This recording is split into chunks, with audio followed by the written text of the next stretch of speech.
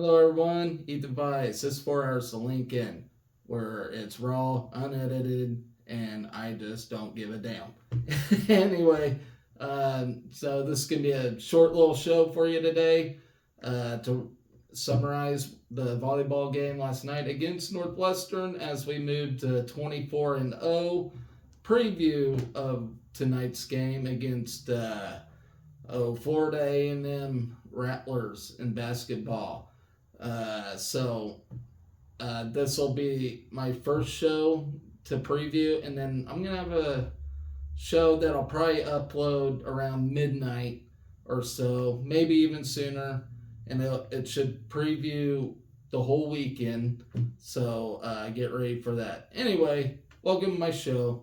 I hope you all had a great day. It's almost Friday. I cannot wait. I'm going to try to ask the boss to get off early tomorrow just because it's supposed to be a beautiful day and I just want to enjoy it. I work outside, but it's not as enjoyable while you're at work. But without further ado, let's talk about that Northwestern game. And we did not play our best last night. We really did not. It was a pretty horrendous game, to say the least.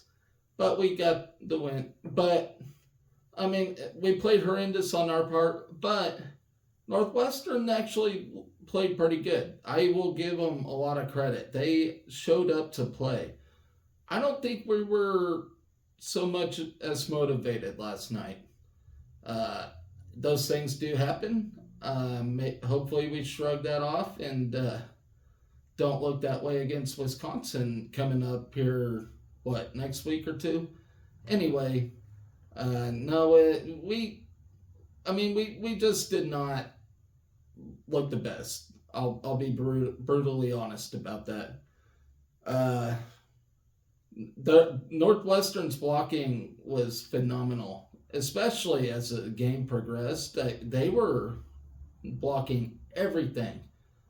It was just phenomenal. And then I noted that Lexi Rodriguez is 8th in all-time digs at Nebraska, so she's chasing that number one spot. And they said she could maybe get it, so we'll see. We're approaching postseason this year in volleyball. I think there's 4 games left.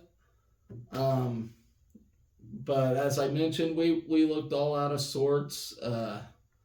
Even Merritt Beeson did from time to time. I mean, she was either hitting too hard.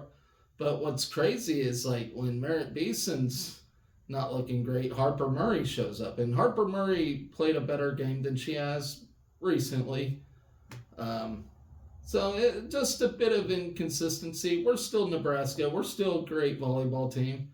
But things do happen. Sometimes people just have an off night. And we just happen to have it against Northwestern, but a lot of credit to Northwestern, given everything they had against us in that environment. And that's another thing. The fans just didn't seem ready. I mean, it was Wednesday night. I mean, I'm not all about excuses, but I mean, let's be honest. It was Wednesday night. I wasn't even feeling it for some reason. But you know what? We got another win. And I'll take it. We didn't sweep Northwestern, but we got the win. 3-1. There was a time Allie Batenhorst had back-to-back kills in the game, which was just phenomenal. But then she had back-to-back errors, which actually really explains the whole game. I mean, there are times we just looked like Nebraska, and then there was times we just looked really sluggish. I mean, like I said, it happens. John Cook will tell you it happens. He didn't even challenge once last night, which is crazy to me because he challenges everything. But whatever. At the final game point, Northwestern really amped up their game, especially in the blocking, as I mentioned. That it was just a phenomenal game by Northwestern. They didn't really look like an 11-13 team. And I really don't know how they're record is that way, but their record really doesn't show what kind of team they are, which the Big Ten as a whole is incredible. I mean, it's almost any given night in the Big Ten when it comes to volleyball, but we got the win. And then, so we'll move on. What is it? What day do we play? What's the next one? Sunday against Illinois. So I say it should be a sweep, but you never know. It's the Big Ten. It could be a 5-set thriller. It depends what Nebraska team shows up. But anyway, congratulations to the ladies for going 24-0. Moving on to tonight's basketball game, which is what I'm really here for. We're now looking to move 2-0. We host the Rattlers for the first time since 2009. Florida A&M comes off a 105-54 loss to Creighton, who is ranked number 8 this year, who we play again this year. And, they're going to be out for blood against us when we play them. But I'm getting ahead of myself. The Rattlers are coming off a 105-54 loss